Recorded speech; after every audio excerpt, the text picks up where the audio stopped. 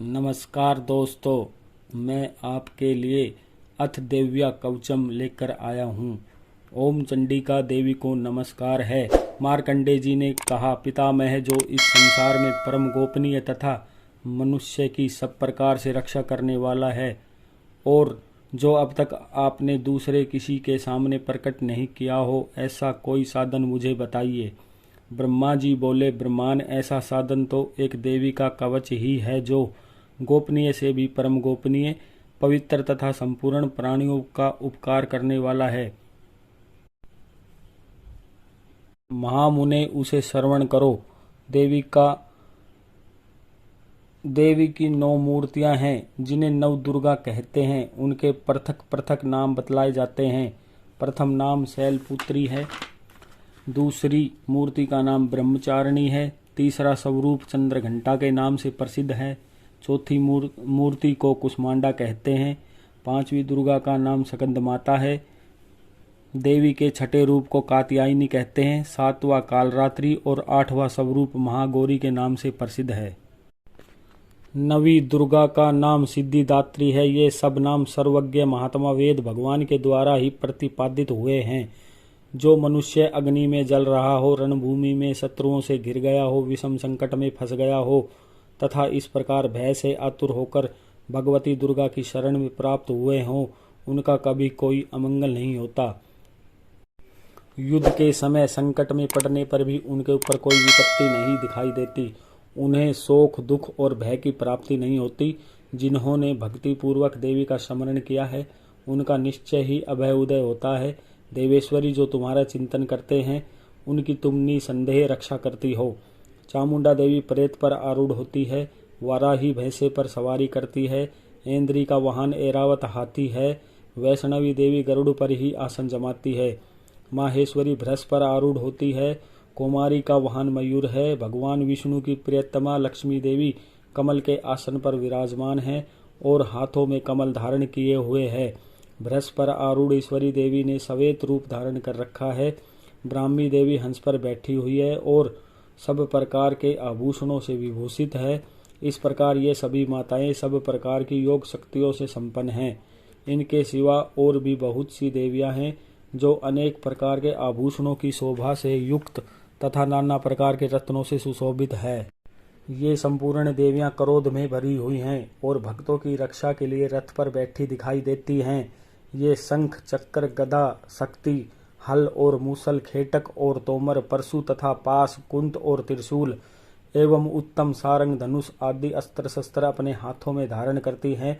दैत्य के शरीर का नाश करना, भक्तों को अभयदान देना और देवताओं का कल्याण करना, यही उनके शस्त्र धारण करने का उद्देश्य है। कवच आरंभ करने के पहले इस प्रकार प्रार्थना करनी चाहिए।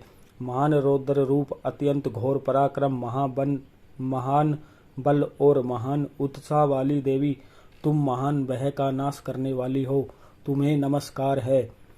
तुम्हारी ओर देखना भी शत्रुओं का भय बढ़ाने वाली जगदम्बिके, मेरी रक्षा करो। पूर्व दिशा में ऐन्द्री इंद्र शक्ति मेरी रक्षा करे। अग्नि कोण में अग्नि शक्ति, दक्षिण दिशा में वाराही तथा नृत्य कोण में खड्ग धारिणी मेरी रक्षा करे। पश्चिम दिशा में वारुणी और वायव्य कोण में मृग पर सवारी करने वाली देवी मेरी रक्षा करे। उत्तर दिशा में कौमारी और ईशान कोण में शूल धारिणी देवी मेरी रक्षा करे।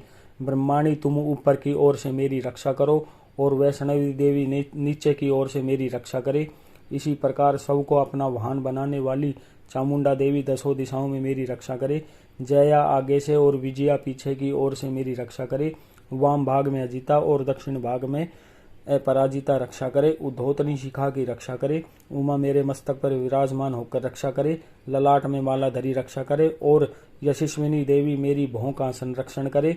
भौं के मध्य भाग में त्रिनेत्रा और नथनों की यम घंटा देवी रक्षा करे। दोनों नेत्रों के मध्य भाग में शंखनी और कानों में द्वारवासिनी रक्षा करे। कालिका देवी कपोलों की तथा भगवती सांकरी कानों के मूल भाग की रक्षा करे। नासिका में सुगंधा और ऊपर के होठों में चर्चिका देवी रक्षा करे। नीचे के होठों में अमृत कला तथा जिह्वा में सरस्वती देवी रक्षा करे। कोमारी दांतों की और चंडिका कंठ प्रदेश की रक्षा करे। चित्र घंटा गले की घाटी की और महामाया तालु में रहकर रक्षा करे।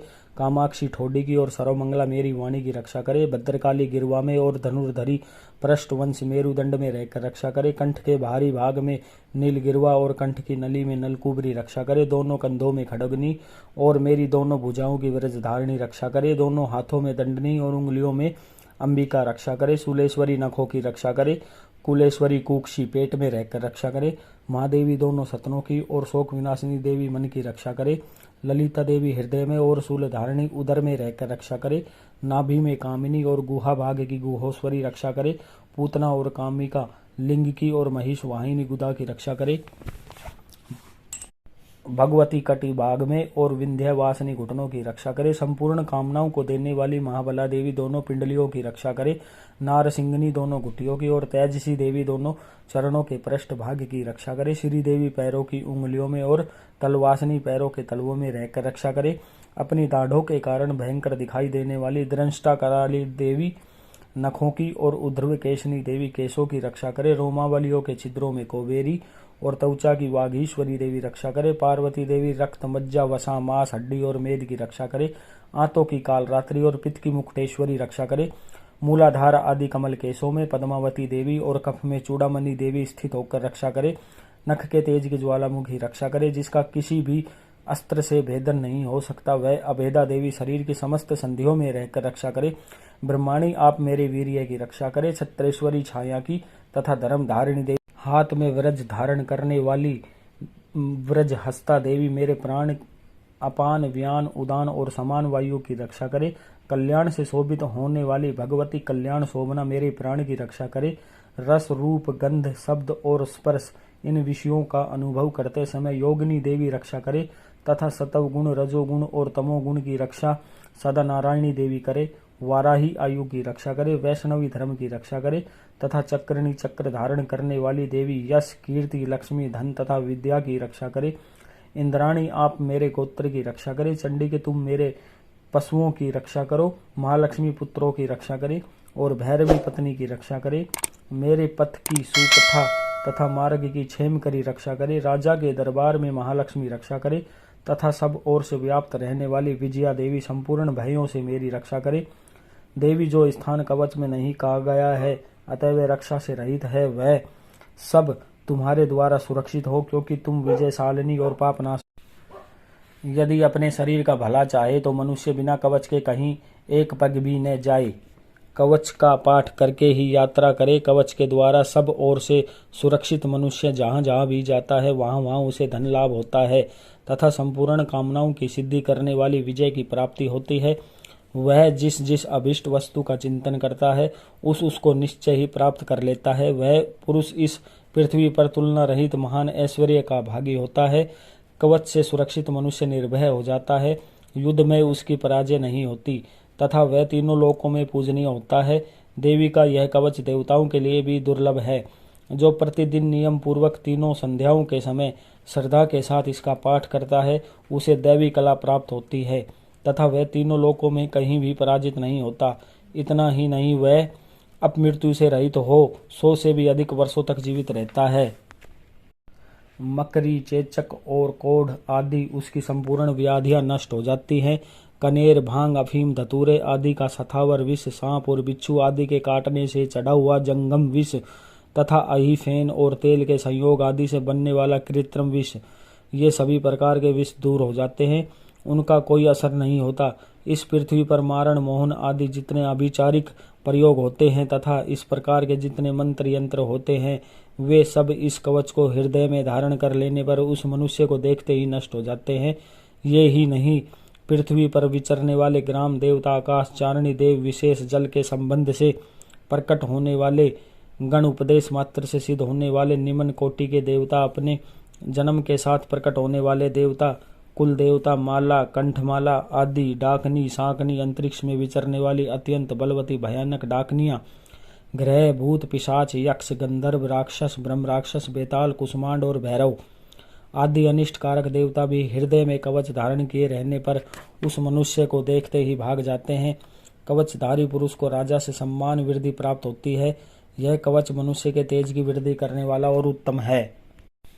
कवच का पाठ करने वाला पुरुष अपनी कीर्ति से विभूषित भूतल पर अपने सुयश के साथ साथ वृद्धि को प्राप्त होता है। जो पहले कवच का पाठ करके उसके बाद सप्तशती चंडी का पाठ करता है, उसकी जब तक वन पर्वत और कानून सहित यह पृथ्वी टिकी रहती है, तब तक यहाँ पुत्र पौत्र आदि संतान परंपरा बनी रहती है। फिर देह का अंत होने पर वह पुरुष भगवती महामाया के प्रसाद से उस नित्य परम पद को प्राप्त होता है, जो देवताओं के लिए भी दुर्लभ है। वह सुंदर दिव्य रूप धारण करता और कल्याण में शिव के साथ आनंद का भागी होता है। धन्यवाद।